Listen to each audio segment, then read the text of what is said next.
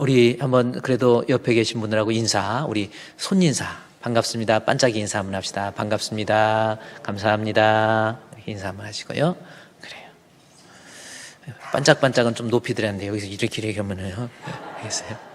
자, 오늘 하나님께서 우리에게 주시는 말씀의 제목은요, 세례의 참 의미입니다. 세례의 진짜 의미가 뭘까라고 하는 겁니다. 여러분 세례 받으셨죠? 그리고 오늘 세례 받은 우리 성도님도 있고, 그래서 내가 세례를 받았지만 세례의 진정한 의미가 뭐냐고 물으신다면 여러분은 뭐라고 답변하겠습니까? 그래서 오늘 말씀의 제목이 세례의 참 의미라고 하는 제목입니다. 그러면 이 세례가 무슨 뜻이 있는지, 진정한 의미가 무엇인지 이제 성경을 좀 찾아보고 은혜를 나누고자 합니다.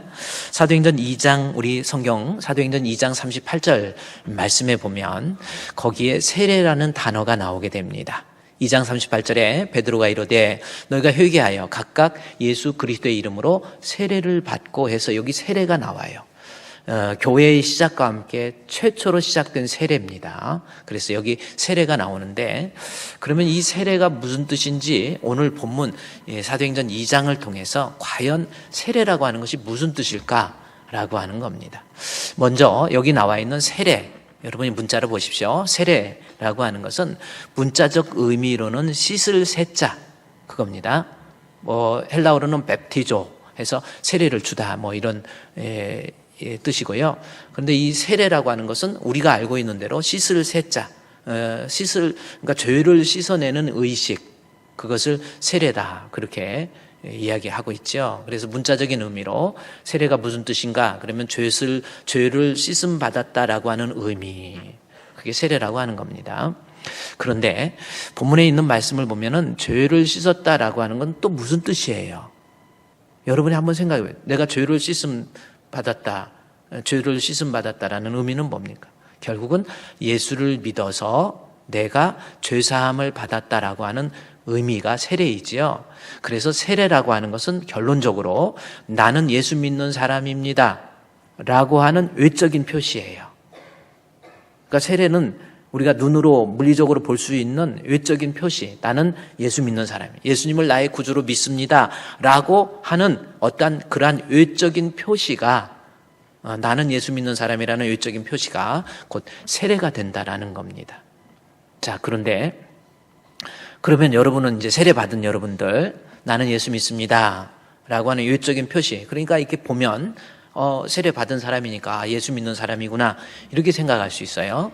그런데 그 세례의 진정한 의미가 뭐냐는 거예요. 나는 예수 믿는다라고 하는 그 표시인데, 그것의 참 의미, 내적 의미를 잃어버리고 외적으로 예수 믿는다라는 표시만 있으면 안 되겠다라는 겁니다. 그래서 이 세례의 내적 의미, 참 의미가 뭔가라는 것, 이것을 우리가 알아서 내가 세례교인으로서 정말 세례받은 사람답게 우리의 내적인 모습이 채워져서 외적으로 세례받았다라고 하는, 예수를 믿는다는 모습이 나타나야 되겠지요.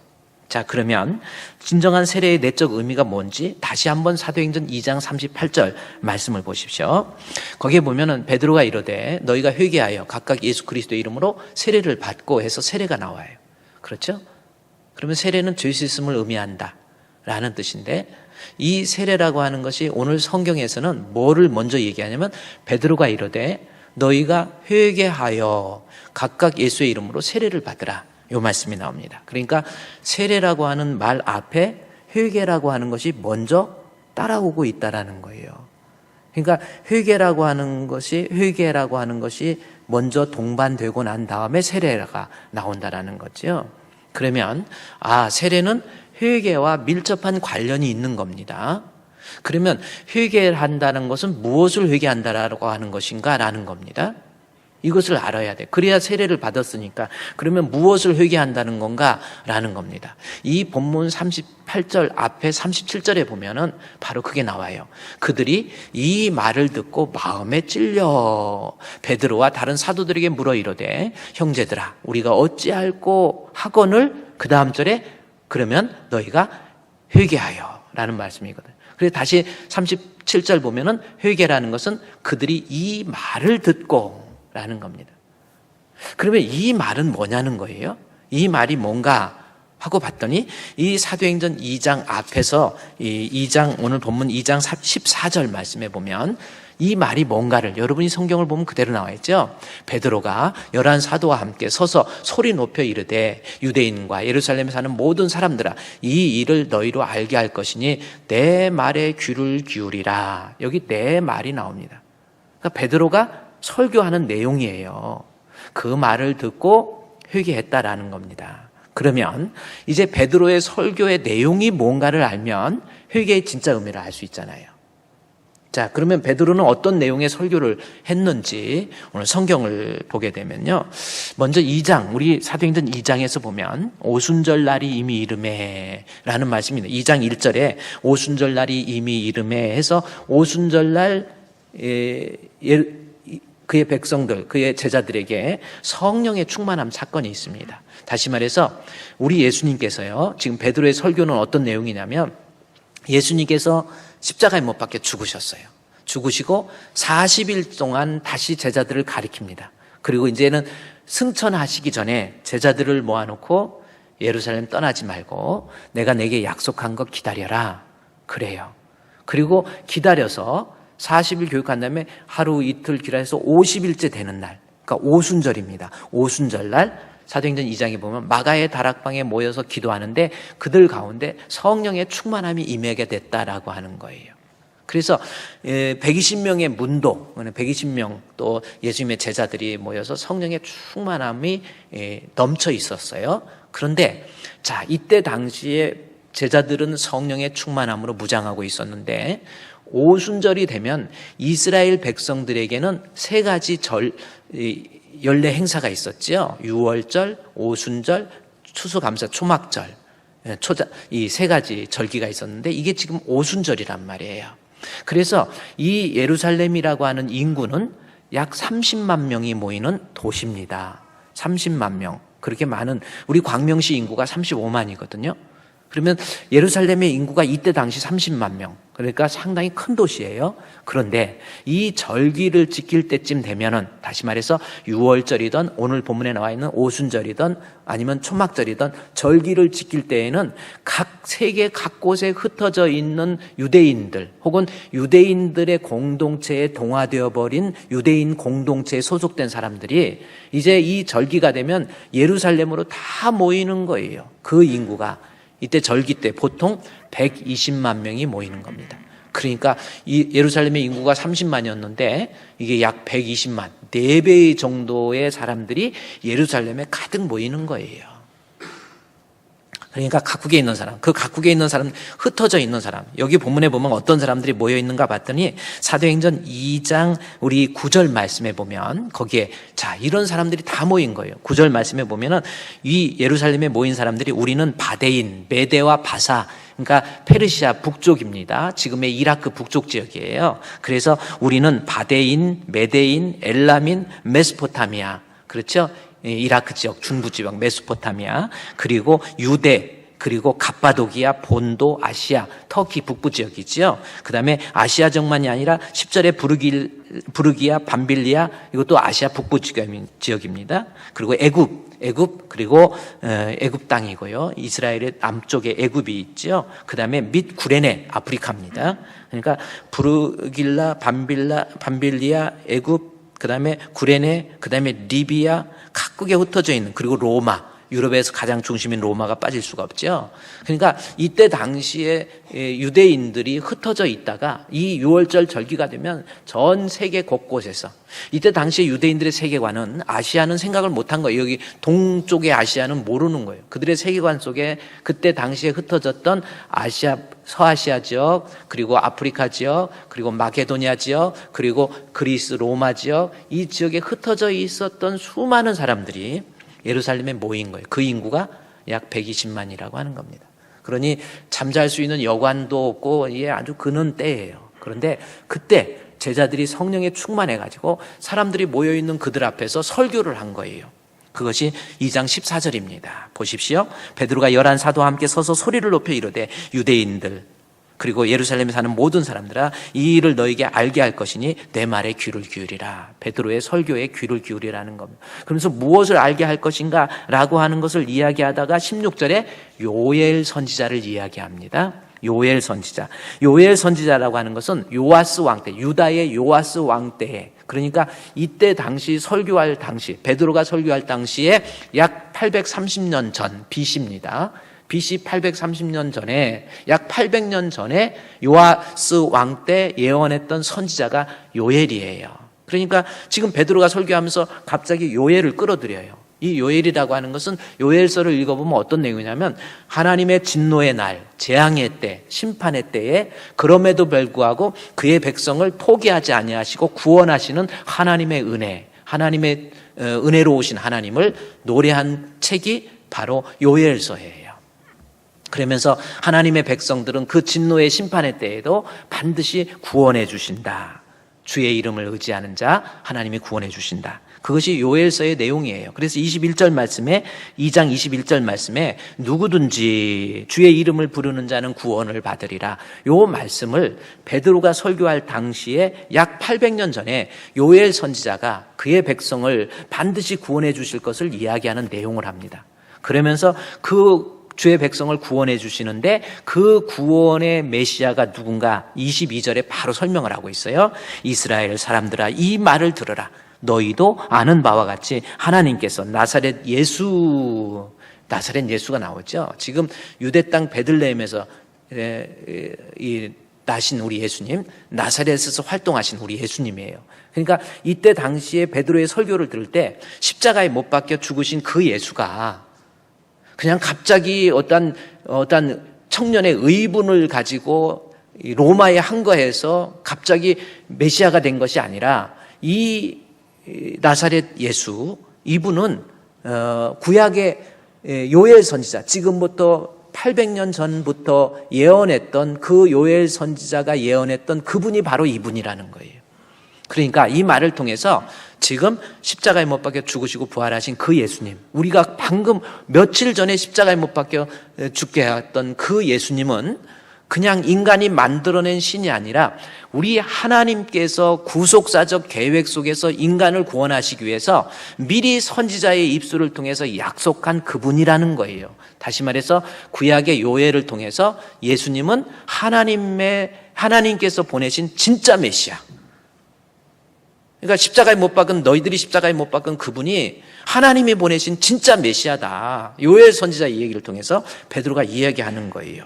자, 이 예수에 대해서 23절 말씀해 보면은 그가, 예수님, 여기 인칭 대명사지요. 그가, 우리 예수님은 어떤 분이에요? 우리가 십자가에 못 박았던 그분은 하나님께서 정하신 뜻과 미리 아신 대로, 그러니까 하나님의 계획 속에서 보내신 메시아라는 거예요. 석가모니나 다른 어떤 종교의 지도자들, 자기들이 무슨 종교에 구원할 수 있는 메시아가 아니에요. 그냥 석가모니는 원래부터 신이 아니라 왕의 아들로 태어나서 부정 모혈에 의해서 출생했는데 사람이 참 좋으시고 착하고 선하시고 이웃을 사랑하시고 그러면서 나만 이렇게 화려하게 살 수 있나? 그러면서 보리수 나무 밑에서 그냥 밥도 안 먹고 막 이러고 있으니까 사람들이 어머 이렇게 착하신 분이 계신가? 그래서 석가모니요, 우리 한번 당신 신 한번 해보세요. 그런 거예요. 난 그런 거 못해. 그러니까 어떻게 할지도 모르고. 아니에요, 그냥 신 되셔야 돼요. 이렇게 좋으신 분인데 신 되세요. 그러니까 난 못하는데. 간단해. 지금 앉아 계시죠? 그렇게 하는데 이렇게 석가모니가 된 거예요. 그러니까 그분은 참 좋으신 분이지만 우리의 구주가 아니에요. 하나님이 우리를 구원해 주기 위해서 미리 약속한 메시아가 아니라는 겁니다. 그리고 우리 유대 땅 베들레헴에서 나신 나사렛 예수님이 하나님이 보내신 진짜 메시아라는 거예요. 그런데 24절 말씀에 보면은 23절 말씀에 보면은 하나님의 뜻대로 내어준 바 되었는데 너희가 법 없는 자의 손, 이것은 빌라도의 손을 빌어서 예수님을 십자가에 못 박혀 죽게 했다라는 거죠. 하나님이 보내신 메시아인데 너희들이 빌라도를 통해서 십자가에 못 박혀 죽게 했고 십자가에 못 박혀 죽으신 예수님을 24절에 하나님께서 그를 사망에서 살려주셨다. 예수 그리스도의 부활을 얘기하는 거예요. 그러니까 우리가 십자가에 못 박았던 그분은 진짜 메시아인데 우리가 십자가에 못 박혀 죽게 했고 하나님이 그를 살리셨다라는 겁니다. 그러면서 25절에 가면은 다시 다윗의 이야기를 해요. 예수님의 죽으심과 부활에 대해서 이게 인간적인 과학과 상식으로 이해가 안 가니까 이게 어떻게 가능합니까? 그러니까 다윗, 이스라엘 백성들에게 있어 국부와 같은 존재가 다윗이거든요. 데이비드, 킹 데이비드 하면은 대단하거든. 그런데 우리의 조상 다윗이, 그러니까 다윗은 지금 이때 당시 전에 1000년 전입니다. 요엘은 800년 전이고 1000년 전에 다윗이 이 땅에 오실 메시아는 세속적인 메시아가 아니라 세상적이고 로마의 속박에서부터 구원해 주실 메시아가 아니고 메시아는, 이 땅에 오실 메시아는 다윗이 이야기를 한 거예요. 이분은 십자가에 못 박혀 죽으실 것이고 죽으신 다음에 부활하실 것이고 부활하신 다음에 하나님의 보좌 우편에 가실 것이다 라고 우리의 조상 다윗이 1000년 전에 예언했는데 그대로 성취하신 분이 바로 이분이라는 거예요. 보세요. 25절에 다윗을 얘기하죠. 다윗을 얘기하면서 31절 말씀에 보면은 다윗이 미리 보고 이야기해요. 1000년 전에 이 땅에 오실 메시아는 그리스도의 부활을 이야기하고 있잖아요. 예수님 메시아는 십자가에 못 박혀 죽으시고 많은 사람들이 입을 삐쪽이며 비웃고, 그런데 예수님은 메시아는 십자가에 못 박혀 죽을 것이다. 그리고 부활하실 것이고 이는 하나님이 살리신 거라고 32절에 나왔죠. 부활한 거 하나님이 살려주셨고, 그 다음에 35절 말씀해 보니까 하나님의 보좌 우편이라는 말, 이제 승천하셔서, 그러니까 다윗이 메시아는 우리를 위해서 우리의 죄의 문제를 영적인 메시아로서 죽으시고 부활하시고 승천하셔서 하나님의 보좌 우편에 앉을 거라고 예언했는데 그 다윗의 예언대로 나사렛에서 이 땅에서 활동하신 우리 예수님, 십자가에 못 박혀진 그분이 바로 우리를 위해서 얼마 전에 십자가에 못 박혀 죽으셨고 얼마 전에 부활하셨고 지금 우리들이 제자들이 보는 가운데 하늘로 승천하신 그분, 그 예수님이라는 거예요. 그러면서 36절에 결론적으로 이야기하고, 베드로의 설교의 결론이 그겁니다. 그런즉 이스라엘 온 집은 확실히 알지니 너희가 십자가에 못 박은 이 예수를 하나님이 우리의 주, 우리의 그리스도 되게 하셨느니라. 그런 거예요. 예수님이 우리의 주, 예수님이 우리의 그리스도, 예수님은 우리의 메시아, 그렇게 된 거예요. 그랬더니 37절에 그 많은 무리들이 그들이 이 말을, 즉 베드로의 이 설교를 듣고, 우리가 무지해서, 우리가 악해서, 우리가 죄악 가운데 거해 있어서 이 땅에 오신 메시아를 십자가에 못 박아 죽게 하다니 형제여 우리가 어찌할꼬. 그랬을 때 38절에 베드로가 이르되 너희가 회개하라는 거예요. 그래서 세례의 의미는 뭡니까? 회개하는데, 베드로의 설교를 듣고 회개하라. 결국은 예수 안 믿고 있는 거예요. 예수님 안 믿고 있는 이 모습, 이것을 놓고 회개하는 거예요. 그래서 세례의 진정한 의미는 내가 예수 믿는다는 외적인 표시이고, 진짜 의미는 내 마음속에서 우리 예수님이 하나님이 보내신 진정한 메시아, 나를 구원해 주실 진정한 메시아라고 하는 것을 내 마음속에 확고하게 믿음으로 받아들이는 거, 이것이 세례입니다. 그래요. 유대인들, 우리는 하나님의 선민이라는 거죠. 나는 선택되었어. 나는 하나님의 자녀야. 내가 종교적인 열심은 대단해. 그러나 진정한 생명의 근원이 되신 예수 그리스도를 무지함으로 예수가 생명의 주인 것을 깨닫지 못하고 오히려 예수를 십자가에 못 박여 죽게 하고 예수를 믿지 않았던 그 백성들, 그들이 하나님 앞에 회개하라는 겁니다. 여러분은 어떻습니까? 여러분 세례 받았죠? 대부분 다 세례 받았잖아요. 근데 진짜 예수 믿습니까? 우리가 이 세례식이라는 것은 내가 진짜 예수 믿는 사람인지, 예수님이 생수의 근원이 되신 예수님인 것을 깨닫지 못하는 것. 제가 지난주에 초막절 추수감사 설교하면서 초막절의 추수감사절에 대해서 얘기했는데 좀 시간이 좀 짧아서 그 내용을 자세히 안 봤는데요. 그 내용을 자세히 보면 우리 예수님이 얼마나 탄식하시는지 몰라요. 요한복음 7장 37절 38절 말씀에 보면은 한번 여러분이 보세요. 명절 끝날, 이게 초막절입니다. 끝날에, 명절 끝날이라는 것은 명절이 하루만, 우리처럼 하루만 광복절 하루만 있는 게 아니고 명절이 7일 동안 지켜지는 거예요.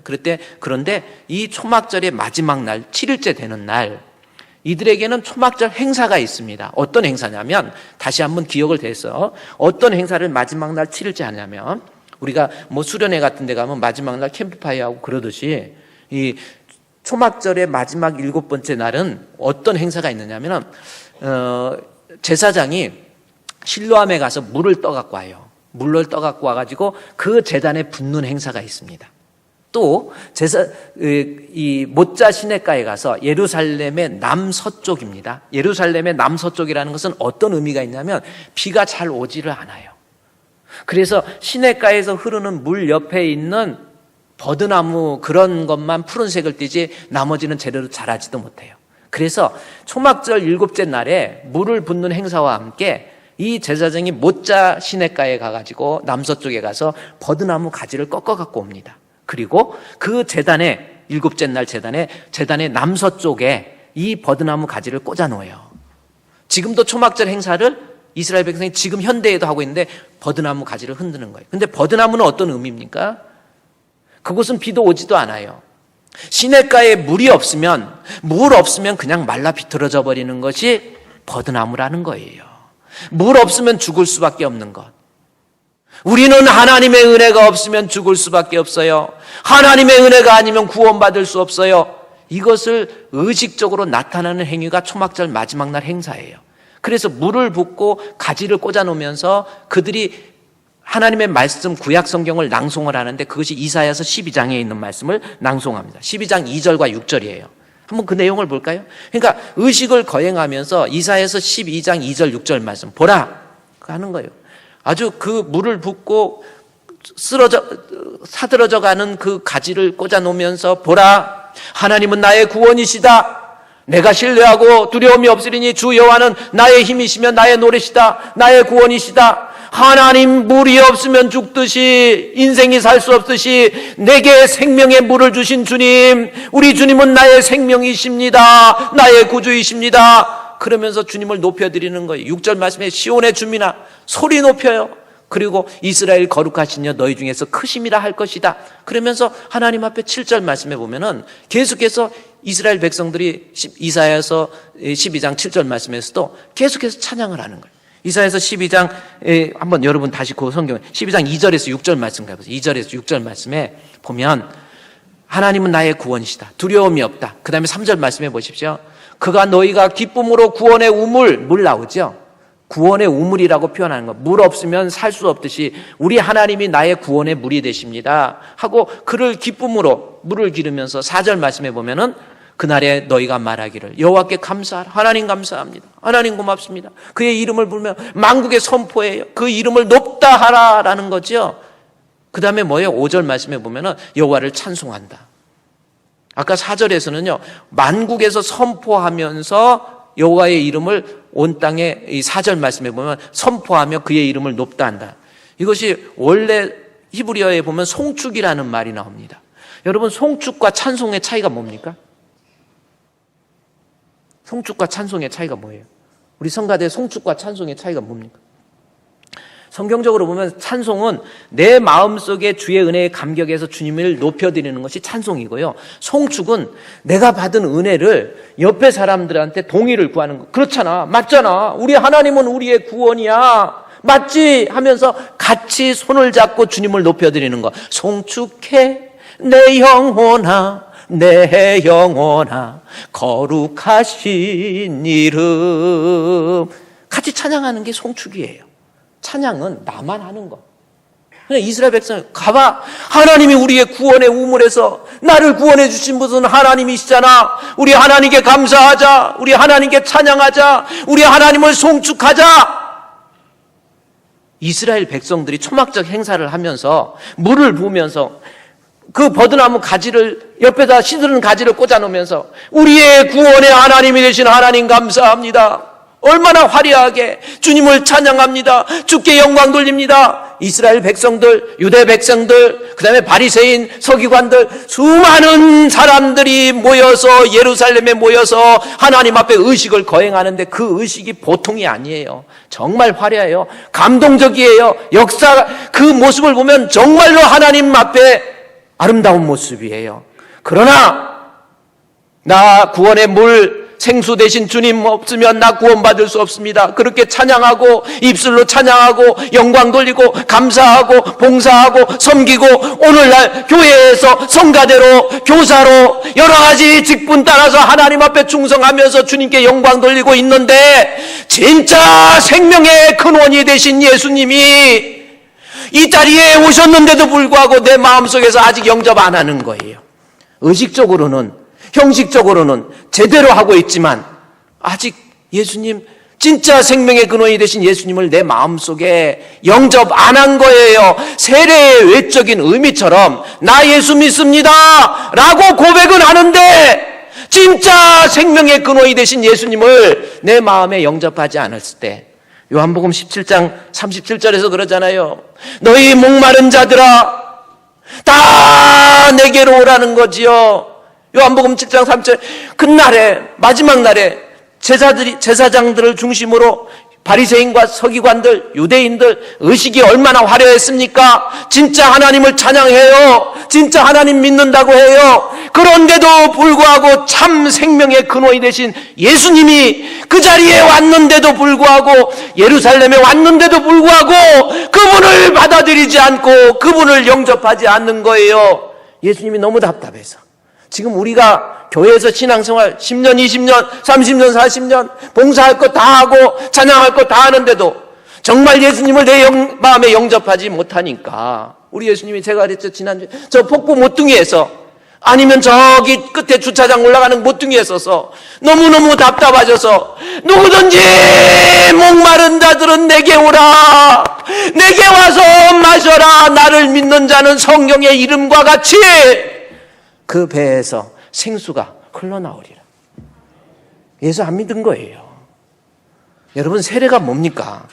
우리 의식을 자랑하고 나 신앙인 경륜을 자랑하고 우리 그러지 말자는 거예요. 내가 이 세례식을 맞이해서 내가 세례를 한번 다시금 보는 거예요. 내 마음에 진짜 생명의 근원 되신 예수님을 믿고 있는지. 베드로의 설교를 듣고 유대인들이 그 자리에서 회개하고 그래서 사도행전 2장 37절 말씀에 바로 그 말씀이 아닙니까? 그들이 베드로의 설교를 듣고 뭐라 그랬어요? 그 말을 듣고 마음에 찔린 거예요.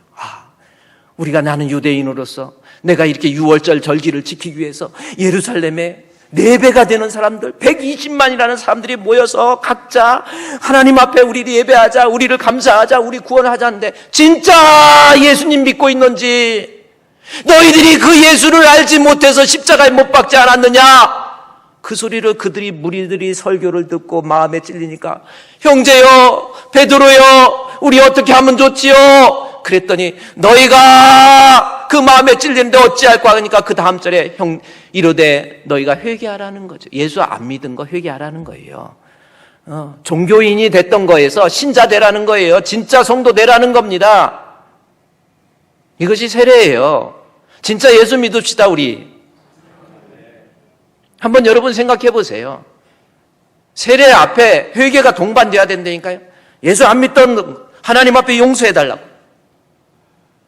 주님이 나를 향해서 어서 돌아오라고 하는데 나는 아직도 영적인 교만 속에서 아니면 구원에 대한 자각도 없이 인식도 없이 그 중요성을 깨닫지도 못하고 그냥 죽으면 끝이지. 그런 모습 아닙니까? 예수도 안 믿으면서 신앙생활하고 있는 모습은 아닙니까? 돌아오세요. 전부여 의지 없어서 손 들고 옵니다. 주 나를 박대하시면 나 어디 가리까? 내 죄를 씻기 위하여 피 흘려 주시니 곧 회개하는 마음으로 주 앞에 갑니다. 여러분, 이런 세례식 같은 거 할 때요, 우리 진짜 하나님 앞에 신자 되는 거예요. 하나님, 우리 예수님 내가 믿는다고 말은 하는데 의식은 철저하고 다른 사람이 보기에도 저 사람 믿음 좋아, 저 사람 훌륭해, 그러지 진짜 생명의 근원이 되신 우리 예수님께서 문 밖에 서서 나를 두드리고 계시고 있지는 않는지. 우리 주품교회 성도 이제 진짜 예수 믿고 신앙생활 합시다. 그러면 오늘 본문 사도행전 2장 38절 말씀해 보십시오. 베드로가 이르되 너희가 진짜 예수 안 믿은 것 회개하고 예수님 믿겠습니다 하고 회개하면 그리스도 이름으로 세례를 받으면 어떻게 됩니까? 두 가지 일이 벌어져요. 진짜 예수 믿으면 두 가지 일. 첫 번째, 죄사함 받습니다. 두 번째, 성령을 선물로 받습니다. 죄사함이라는 것은 뭐예요? 죄를 없이 안 받게 된다는. 여러분, 우리는 다 죄인입니다. 아담의 원죄, 우리는 죄성을 가지고 있기 때문에 죄의 굴레에서 벗어날 수가 없어요. 근데 그 죄를 어떻게 해결할 거예요? 예를 들어서 몸에 오물이 묻었을 때, 저희 어렸을 때는 비누, 다이알 비누 이런 거 없었어요. 옛날 비누가 없을 때는 잿물이라는 것이 있어요. 잿물을 가지고 막 식으면요, 이게 얼마나 독한지 막 손에 껍질이 다 벗겨져요. 그래도 세척을 위해서 잿물을 사용했어요. 그러나 지금은 잿물을 썼는데도 안 지워져. 그러면 이건 어떻게 하겠습니까? 잿물 같이 세척력이 좋은 게 없어. 근데 요즘엔 비누가 나왔지만. 그래서 에레미야 2장 22절 말씀에 우리 죄의 문제를 비유하면서 우리의 죄의 문제를 해결하기 위해서 에레미야 2장 22절 말씀에 주 여호와의 말씀이니라. 내가 잿물을 스스로 씻으며 잿물로 스스로 씻으며 내 앞에 이제 잿물보다 더 좋은 비누, 한두 가지 비누가 아니에요. 많은 비누를 쓸지라도 죄의 문제는 오히려 그 앞에 그대로 있는 거예요. 죄의 문제는 세상의 방법으로 해결이 안 돼요. 원자폭탄으로 폭발시킨다고 죄가 없어지는 게 아닙니다. 죄를 없이 할 수 있는 방법은 예수 믿으면 돼요. 할렐루야! 할렐루야! 예수 믿어야 죄 사함 받고 그래요. 그래서 이 세례를 통해서 내가 진짜 예수를 믿는 믿음을 가지면 내가 죄 사함 받고, 그 다음에 우리 사도행전 2장 38절 말씀에 보니까 또 하나 있죠. 선물이. 예수를 믿으면 죄 사함 받고 예수 믿으면 성령을 선물로 주세요. 너무 중요한 말씀입니다. 여러분이 왜 예수 믿는다고 그러면서도 아무런 변화가 없죠? 아직 성령을 선물로 충만하게 못 받아서 그래요. 믿는 자에게는 분명히 성령을 선물로, 보혜사 성령을, 내가 가서 너희를 고아와 같이 버려두지 아니하고 너에게 성령을 보내준다고 약속을 했어요. 근데 그 성령은 어떤 일을 하는가? 요한복음 14장에 있는 말씀에 보면은, 요한복음 14장 26절 말씀에 보면은 성령이 하는 일이 나와요. 자, 우리에게 성령을 선물로 주시면 보혜사, 곧 아버지께서 내 이름으로 보내실 성령, 그가 너에게 모든 것 뭐예요? 가르치고, 그 다음에 생각나게 하고. 여기 가르친다는 말이 나오죠. 성령이 우리 가운데 오시면, 자, 예수 믿는 자에게 성령을 주시면 이 성령은 우리를 가르친다라는 거죠. 가르친다라는 것은 알게 한다, 깨닫게 한다, 그 뜻입니다. 그럼 뭘 알게 하고 뭘 깨닫게 하는지 여러 가지 있지만 성령이 우리 가운데 오면 분명히 나를 가르쳐요. 알게 하고 깨닫게 합니다. 에베소서 1장 7절 말씀에 보면은 그 가르침의 내용에 대해서 1장 17절에 기록되어 있어요. 자, 에베소서 1장 17절 말씀에, 에베소서 1장 17절 말씀에 보면은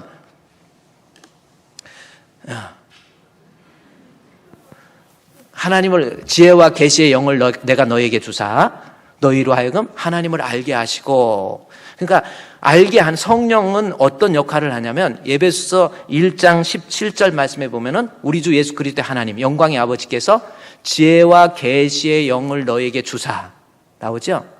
하나님을 알게 만든다고 그랬잖아요. 가르쳐서.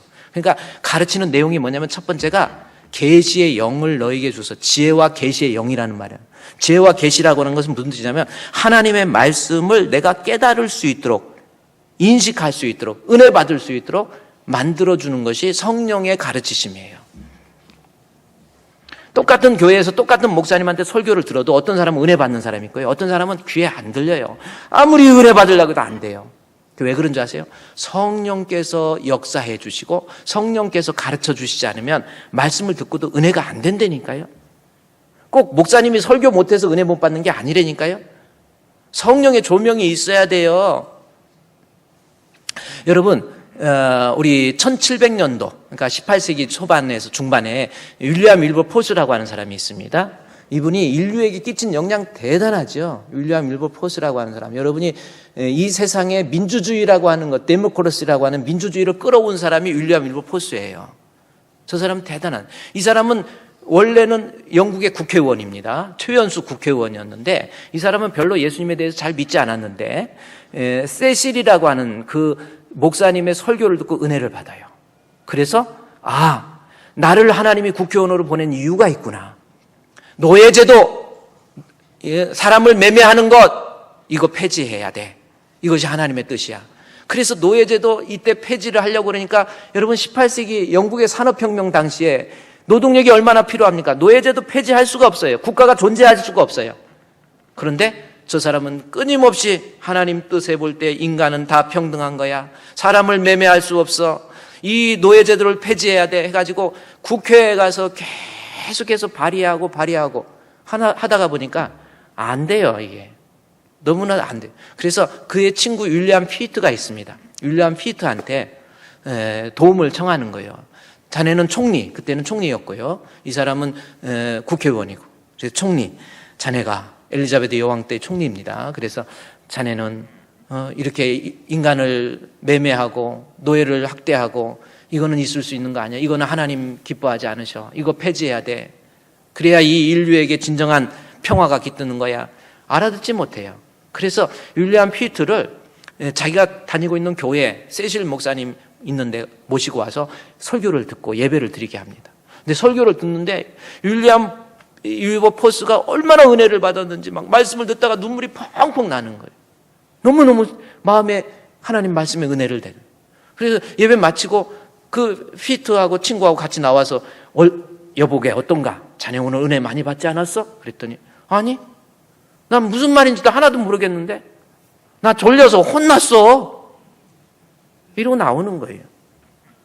그래서 윌리엄 윌버포스가 안 되겠다 해가지고 그때부터 기도합니다. 하나님, 우리 사랑하는 친구 피트에게 지혜와 계시의 영을 내려주셔서 하나님 말씀 들을 때마다 은혜가 있게 해주시고 말씀을 통해서 깨달음을 갖게 해주시옵소서 하고 기도해가지고 그 피트를 계속해서 설득하고 기도하고 해가지고 예배를 드리게 합니다. 어느 날 하나님께서 성령께서 지혜와 계시의 영을 주시니까 이 윌리엄 피트가 윌리엄 윌버포스보다 더 은혜를 받아가지고 그 심령이 완전히 변화되는 거예요. 그래서 여러분 프랑스 혁명 사람이 얼마나 많이 죽었습니까? 민주주의를 이루기 위해서 프랑스에서 혁명이 일어났잖아요. 얼마나 많은 사람이 죽었습니까? 그러나 영국은 하나님께서 윌리엄 윌버포스와 윌리엄 피트에 의해서 무혈혁명이잖아요. 인간에게 민주주의라는 거. 오늘날 민주주의가 여기에서부터 나온 거잖아요. 하나님 말씀을 듣고도 은혜가 안 돼. 하나님 말씀을 듣고도 들리지가 않아. 왜 그렇습니까? 주의 지혜와 계시의 영을 통해서 하나님의 말씀에 조명이 있어야 내가 깨닫는 거예요. 그래서 진짜 믿음을 가지면 여러분 말씀 들을 때 하나님께서 역사해 주세요. 할렐루야. 그래서 말씀 들을 때 얼굴이 달라져요. 어떤 분들은 그냥 말씀 들을 때 그냥 돌든지 막 자꾸 시계만 보고 막 저도 시계 다 볼 줄 알아요. 그래서 자꾸 시계 보고 막 보라고 이렇게 또 한다니까. 여러분 틀림없는 거예요. 여러분 하나님 내가 예수를 진짜 믿잖아요. 죄사함 받고 성령을 선물로 주시니까 지혜와 계시의 영을 탁 주셔서요. 이야 이런 걸 알게 돼요. 또요 기왕 에베소 1장 우리 17절 말씀에 보면요. 보세요. 지혜와 에베소 1장 17절에 지혜와 계시의 영을 너에게 주사 그랬죠. 그 다음에 하나님도 알게 하여. 여러분 우리가 하나님을 알 것 같습니까? 인간은요 원래 하나님의 형상을 따라 지음을 받아서 하나님을 알 수 있는 신지식이 있어요. 그래서 참된 지식과 의와 거룩으로 창조됐기 때문에 우리 인간은 원래 하나님을 알 수 있어요. 그런데 죄로 인해서 이 하나님을 알 수 있는 하나님의 형상이 파괴가 된 겁니다. 완전히 없어지지는 않았어요. 그것을 영어로 이바이시비니스라고 그러죠. 모호하게 남아있는. 그래서 하나님에 대해서 잘 알지 못해. 천국에 대해서 잘 알지 못해. 예수님에 대해서 잘 알지 못해요. 그러나 내가 예수를 믿었잖아요. 성령께서 우리 가운데 개입하시면요. 하나님의 뜻이 무엇이고 무엇을 하나님이 기뻐하시는지, 하나님은 어떤 분이신지, 천국은 무엇이고 지옥은 무엇인지를 내가 깨닫게 된다니까요. 그래서 사람이 달라져요. 하나님을 알게 되니까. 사람을 두려워하는 것이 아니라 하나님 두려워한다니까요. 다 아무런 사람이 없어도 하나님 앞에 범죄하지 않습니다. 왜? 하나님을 알 수 있는 그러한 능력이 성령 있는 자에게 베풀어 주시거든요. 뿐만이 아니고 보세요. 다음 18절 말씀해 보면은 너희 마음의 눈을 밝히사 그의 부르심의 소망이 무엇인가를, 성도 안에서 영감 무엇인가를 알게 해주신다고 나오죠. 여기서 부르심의 소망이 뭡니까? 여기 부르심이라는 것은 구원의 서정 중에서 또 미리 정하신 그들을 부르시고, 자, 구원의 서정, 또 미리 정하신 그들을 부르시고, 정했으면, 선택했으면 불러주세요. 부르신 그들을 의롭다 하시고, 예수 믿게 해주세요. 의롭다 하신 그들을 성화하게 하시고, 성화하신 그들을 영화롭게 해주세요. 근데 부르심의 소망은 뭡니까? 내가 지금 나를 불러주신 하나님, 지금 내가 이렇게 살고 있지만, 보세요. 그 다음에 성도 안에서 그 기업의 영광의 풍성함, 그 기업은 뭐예요? 그 기업은 여러분 에베소서 앞에 보면 그의 기업이 있고 그 기업이 있어요. 여기서 그 기업이라는 것은 하나님의 기업이거든요. 나의 기업이 아니고 하나님의 기업은 뭐냐면 성도예요. 그래서 성도 안에서 성도가 나중에 천국에서 누리게 될 영광이 무엇인가를 그것을 알게 해주세요. 그러니까 지금 이렇게 살지만 나를 불러주신 하나님 앞에 내가 가야 될 천국이 어떤 모습인가, 이런 것을 깨닫게 해주신다니까요. 달라요. 그래서 지금 하나님 앞에 여러분 지금 어렵지요? 때로는 육신적으로 질병이 들고 어려운 가운데 있지만 그래도 하나님을 우리가 성령을 받게 되면, 하나님 믿게 되면, 성령을 받게 되면 부르심의 소망이 무엇인가를, 그리고 그 영광의 풍성함이 무엇인가를 알게 돼요. 여러분 제가 많이 주석 중에 참고하는 저희가 있는데 우리 17세기 분입니다. 매튜 헨리라고 하는 분이 계십니다. 이 매튜 헨리라고 하는 이분은 이 성경 주석을 기가 막히게 해요. 여러분 사람이 성경을 해석하려면 아는 게 많아야 되거든요. 근데 저분은 보세요. 이게 1600년도 사람인데 창세기에서부터 요한계시록까지 주석을 해놨어요. 아주 정말 박식한, 그리고 말씀에서 이탈하지 않고 제대로 잘 해석한 매튜 헨리입니다. 근데 매튜 헨리를 제가 말하려고 하는 게 아니라 그 아버지 필립 헨리예요. 근데 필립 헨리가 아주 천민, 이때 17세기니까 신분제도가 철저한 거예요. 그래서 아주 아버지가 천민이야. 아버지가 천민이어가지고 여러분 천민하고 위에 있는 귀족들하고는 결혼도 못해요.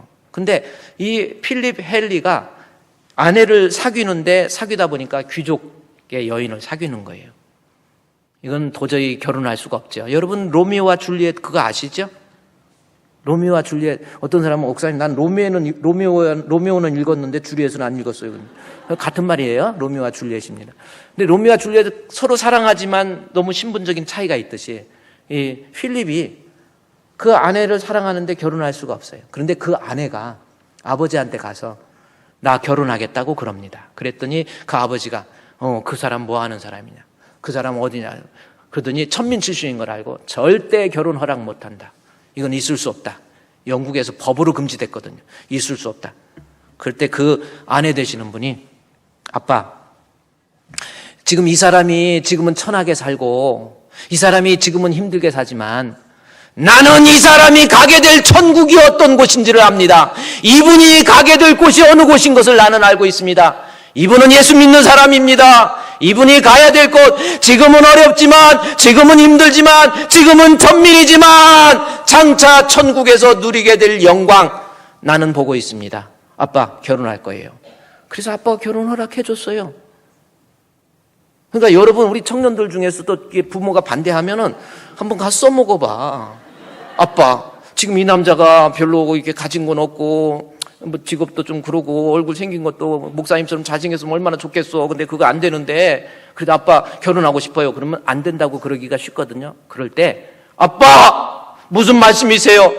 지금은 이 사람이 이렇게 보잘것없는지 모르지만 이 사람의 마음속에 예수 믿는 사람이 있어요. 그 부르심의 소망, 그 영광의 풍성함, 아버지 그거 보고 나 결혼 허락해 주세요. 그러면 웬만한 아버지 결혼 허락해 주실 것 같아. 특별히 강팍한 아버지 빼고는. 그래서 오늘은요, 사도행전 2장 38절, 37절, 38절 보세요. 자, 우리 사도행전 2장에 37절부터 보면은 38절만 봅시다. 여러분이 꼭 기억하세요. 세례는 뭡니까? 회개가 동반돼야 돼요. 회개는 뭡니까? 예수님 안 믿고 그 예수님을 알아보지 못하고 십자가에 못 박은 거예요. 다시 말해서 내가 예수 안 믿는 거 회개하는 겁니다. 그래서 진짜 세례는 내 마음속에 예수를 구주로 영접하는 거예요. 그렇게 영접하면 두 가지 선물을 주세요. 죄사함 받습니다. 그 다음에 또 하나, 이 땅에 살면서 성령을 선물로 주셔서 나를 가르치고 나의 스승이 되, 그랬잖아요. 성령이 스승 되어서 나로 하여금 곁길로 가지 않고 딴 길로 가지 않도록, 나로 하여금 부르심의 소망도 알게 해주시고, 나로 하여금 감동 역사해서 하나님의 자녀로서 승리하게 만들어주는 겁니다. 우리 주품교회 성도들, 여러분의 남아있는 여생이 얼마나 남았습니까? 우리 하나님 앞에 세례받은 사람답게, 그리고 앞으로 세례받을 사람답게 내 마음의 중심에서 바리새인과 서기관과 유대인들처럼 종교적인 의식에 매달린 것이 아니라 참 예수 진짜 믿어서 승리하시기를 주의 이름으로 축원드립니다. 기도하겠습니다. 하나님 감사합니다. 예수 믿습니다. 이제 예수를 진정으로 믿습니다. 그 예수님 믿는 믿음으로 세례를 받고 그 믿는 믿음으로 인해서 주어진 하나님의 영광의 축복을 누릴 수 있는 우리 주품의 성도들이 되게 해 주시옵소서. 예수님의 이름으로 기도드리옵나이다. 아멘.